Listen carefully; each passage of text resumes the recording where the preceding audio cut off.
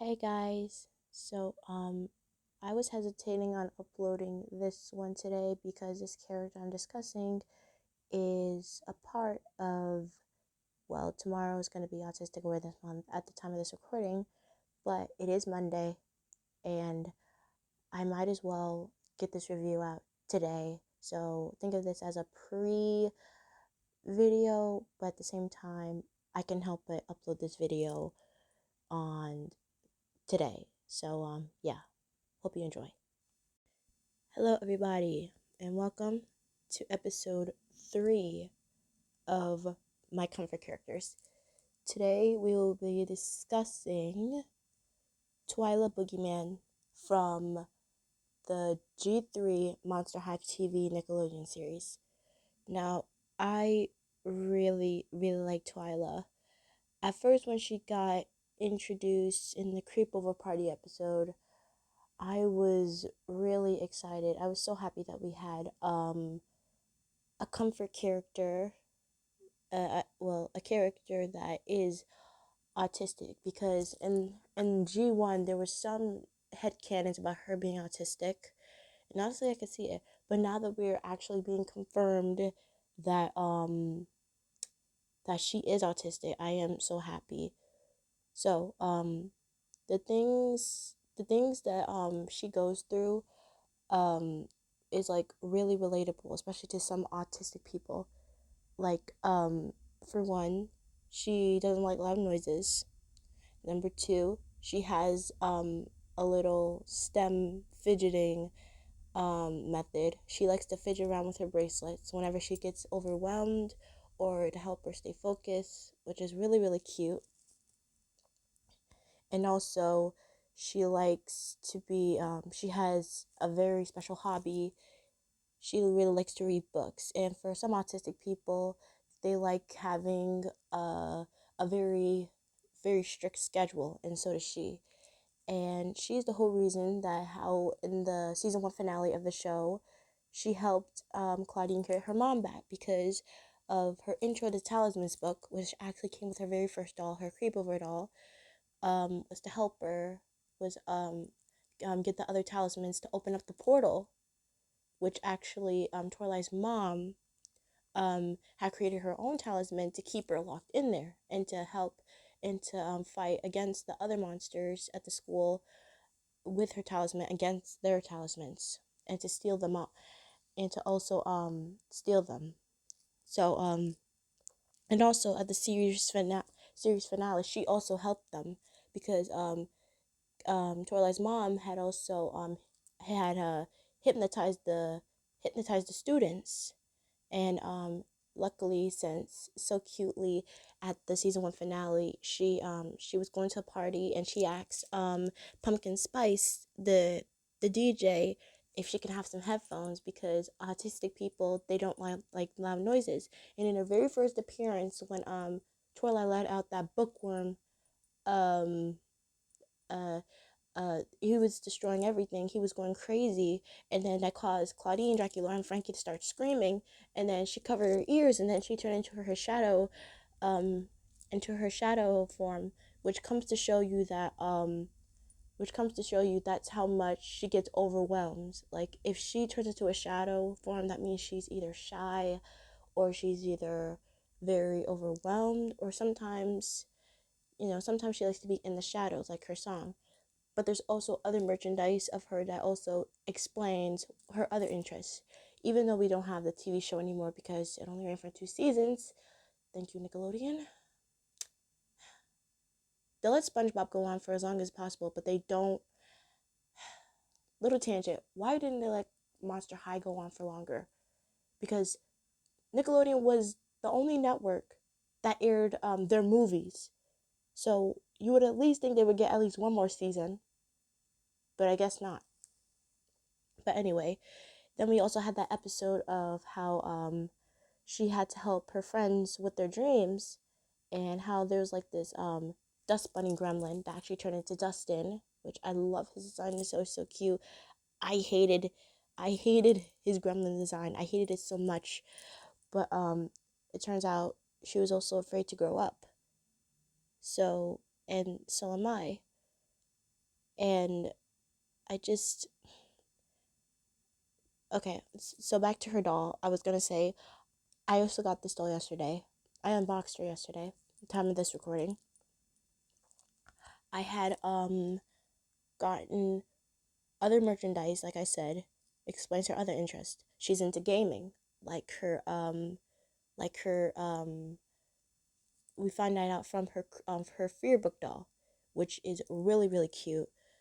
It's really cute, and I get it. Like gaming, like especially board games, she has is a game that board games in particular are like a thing that that go for a lot of concentration and a lot of like not loud noises. And I feel like there's a lot of games that like have a lot of loud noises, mechanisms, stuff like that. Um, like loud noises, and I can feel like Twyla wouldn't like that. So I like that how she's in a club that I feel like that can really be a part of her STEM, you know? And also in her what is it? Her first Ultimate Secrets doll, Neon Frights. We've if you get the doll, she even has earpods, which aren't any earpods. They're noise canceling earpods, which I think is a really good tangent to say that she doesn't like loud noises. The only noise that she likes is only noise that's, calm and soothing. And who knows, she might even play music in those little AirPods to help her, you know, to help her focus. Now, on to why I like this character. I like her because honestly, I was around, like, when I found out I got diagnosed pretty late with autism, I got, you know, sometimes I got bullied, and I overheard people saying before I even knew I had autism that people with autism are dumb, they're slow, they're just, they have, they need, the, I don't want to get too much here, but just know that I heard not so nice things about people who are on the spectrum. And me seeing a character who does have autism is, you know, who's smart, who goes through the same troubles that I had growing up, who has a special interest in learning, who has other hobbies on the side, and can slowly but surely open up to others, even though it's hard for her. I see Twyla as a good representation because, every time she's on screen, she makes me smile, and she's definitely that person who will give you that self-confidence. Like in the episode Monster Movie when with Laguna, like she wanted to make the perfect movie, but her friends kept on changing things and she kept on getting the charms, but she didn't want to say anything.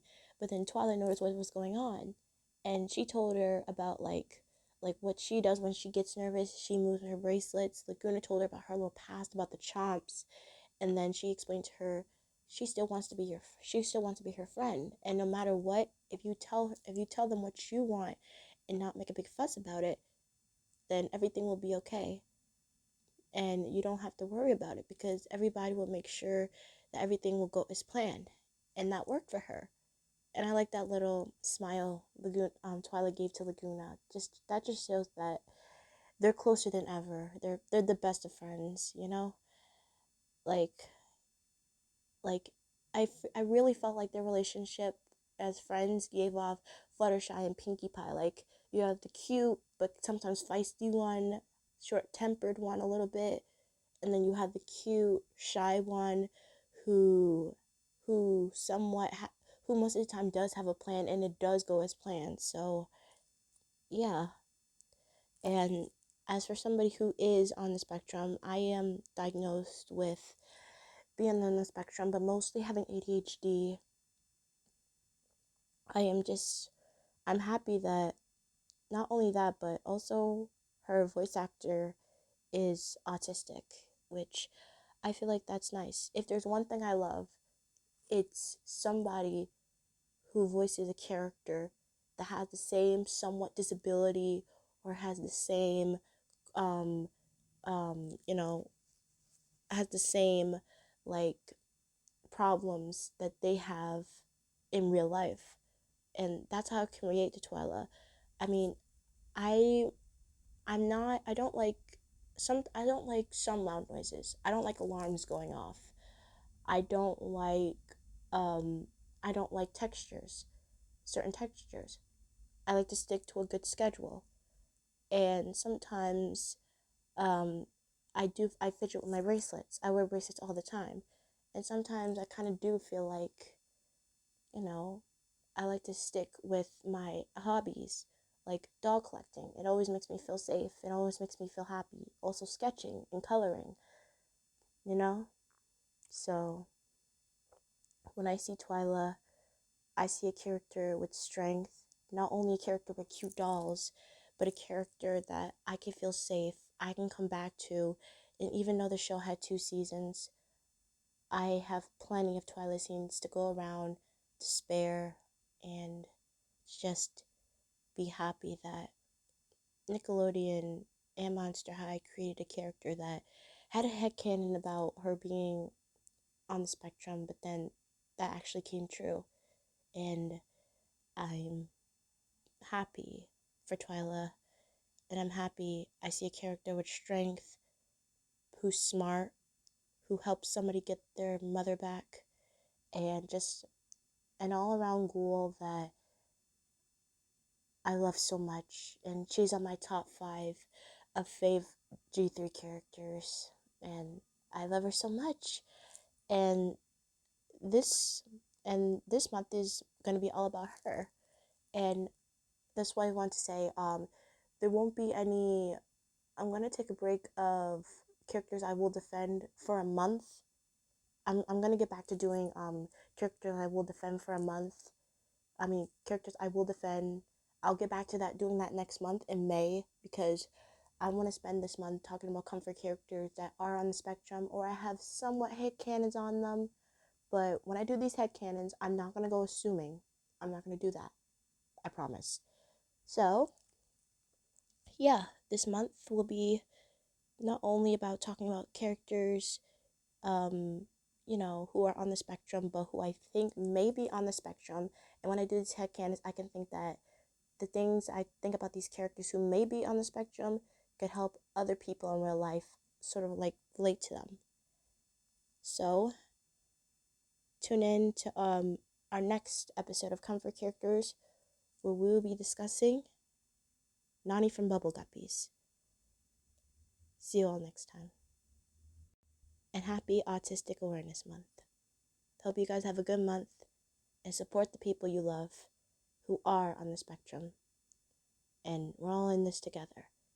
And don't you forget it. Peace.